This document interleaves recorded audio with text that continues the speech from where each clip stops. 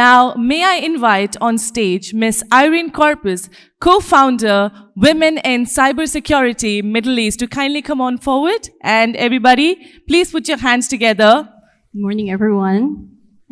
Welcome to the conference, and I thank Cyber Express for inviting me to do the keynote. Although I hope I'll give justice to open the conference. So, my name is Irene Corpuz. I've in the UAE for 17 years, and I've been working in government entities for that long as well, in information and cybersecurity, implementing GRC. I've worked on the SOC as well. This is my a little background of myself, a co-founder of the Women in Cybersecurity Middle East, also a chief technology advisor of a startup company. Not a big one, maybe not as big as one of the startups that I've met here. We can connect on LinkedIn. You can find me. This is my photo. Oh, sorry. It's not my photo. This is my photo. And I thought of merging ourselves. This is how we look like when Julia Roberts and Irene Corpuz get merged by a deepfake AI. Okay? But you will find the second one, okay? When you connect me on LinkedIn, find the second picture. Okay, I was asked to talk about the cybersecurity for startups. And I was asking, why was it a topic that was suggested as an opening keynote? Do we have a lot of startups in the attendees? And I was walking around. I was able to talk with one or two startups in the audience. It was good to hear about their journey. I didn't ask about how they're handling the cybersecurity yet. Okay? So, but again, we have to acknowledge those startups. It's a huge and brave decision to be a startup and go into a journey of entrepreneurship. So how does the threat landscape for startups look like? You think you're a target? You think hackers may not be interested in you? In fact, yes, startups are very attractive targets to cyber criminals because they often have valuable intellectual property. And they know you have limited cybersecurity resources as well. So I'm not going to ask if the startups here are really investing in their resources, not only in human resources, but also in technology. I will leave the answer to you so you can assess yourselves. There's also a fast-paced environment that can lead to security vulnerabilities. You know, everyone's talking about AI now. And you know how AI can deceive you, easily deceive. I've been doing cybersecurity awareness for a decade or so, starting from KG to middle school, to elementary to high schools. I get invited because cybersecurity is very important. We also have to protect our children. But right now, I cannot do that anymore. Why? Maybe my awareness today should be updated already by tomorrow. So that's how fast environment is happening, especially in technology. And also, there's always a lot of vulnerabilities that come up. So the cost of cyber attacks, if you see this graph, I hope, inshallah, it's the revenue of your company, no? But this is not actually sort of a revenue. It's the cost of cyber attacks. Cost, it can include financial losses, you know, data recovery, ransom payments, reputational damage. Just imagine a startup who's just trying to build its company and starting to grow, and then all of a sudden, cyber attack happens. So it's a reputational damage. It's an immediate loss of your customer trust. And of course, there's a legal cost that go with it. And are startups ready for that? Have you heard about the Discord hack? Anyone? Okay. The Discord, it's one of the amazing case study. So its growth and user base at that time of the attack, it's boasted over 150 million monthly active users. It was experiencing a significant growth. It also has a funding and evaluation over 10 billion. So can you imagine? It was only founded in 2015, and by 2022, massive funding, round of 150 billion. Its market position, it established itself as a leading platform for online communication, particularly within the gaming industry. Even at that time, by the way, their minimum age was 12 years old to be able to join the platform. But after the hack, they upgraded it to 17 years old. Another thing to consider, of course, the safety of the young ones, because there can be, rude languages in there. So what was the attack method? It was a compromised token or social engineering technique on one of the third-party agent's support account. What data were compromised? The usernames, email addresses, and phone numbers of millions of Discord users were compromised, were stolen. What was the impact? It caused a significant disruption of Discord users, and it damaged the users' trust as well. Company faced criticism and definitely some legal actions that need to be addressed. After that, the Discord took the steps to address the breach. They even shut down to address what happened, the hack. They emailed the customers. They informed what's happening, how they are handling this breach, and so forth. And they tried to add layers of security after that. So the lessons learned, this incident emphasizes the need for a robust cybersecurity measures. So again, 7-year-old, 2015 to 2022, they grew that fast, but a snap of a finger, one single attack caused them huge reputational damage. So the basics, you need cybersecurity awareness training. We cannot emphasize more on that. So much awareness needs to be done.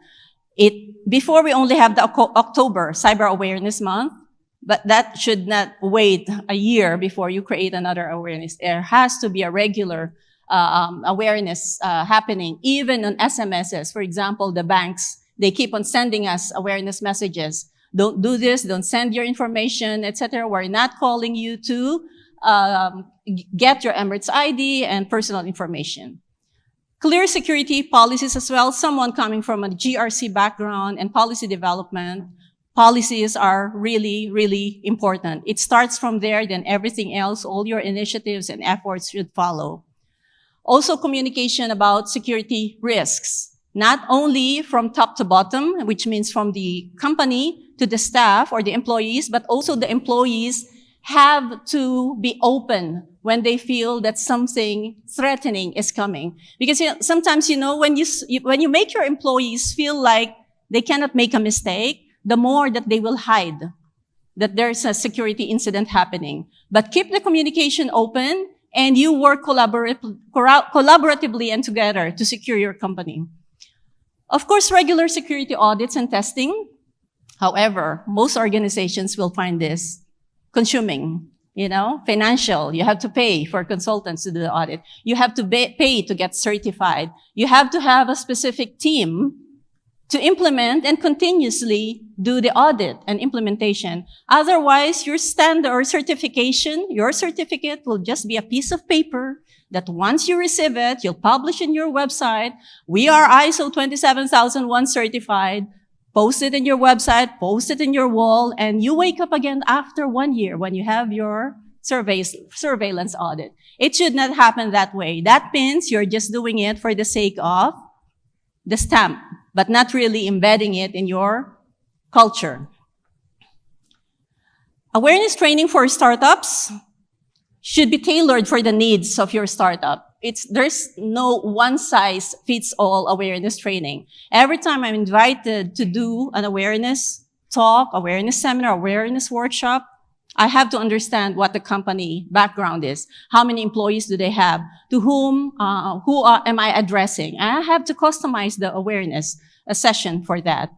You also have to be updated with the regular threats. If you can purchase intelligence reports, or at least subscribe in the regular attack news, cyber attack news, that would also help. And if possible again, I'm losing my job as a speaker in awareness. Why? Because we're gamification. How to engage your employees is no longer with the usual PowerPoint presentation. You think they care if they see me standing, creating awareness to them, etc.? No, it would be better this time to get your awareness through, let's say, a VR.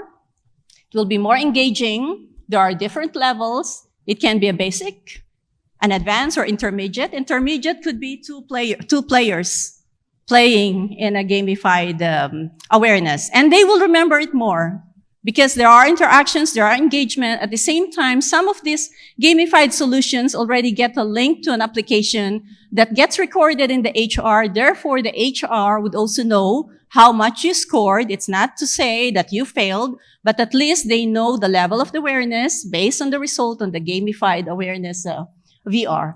And if you're also implementing your cybersecurity standard, that complies to that shows your implementation and your support to your HR awareness training on cyber awareness training.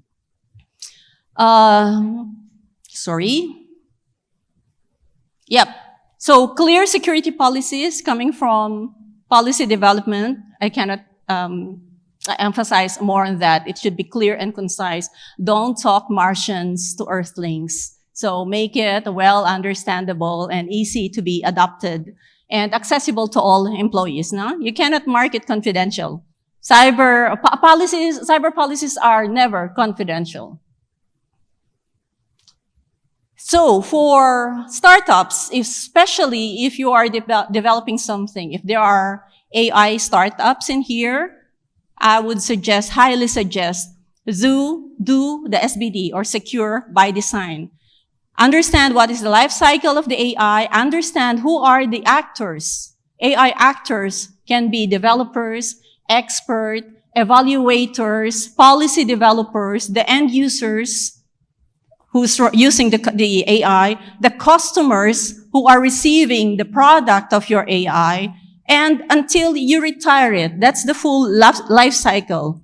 You launch and implement security measures to protect your system and data. Look at the AI ethics and principles, the principle of trustworthiness, bias, human-centered protection, data protection.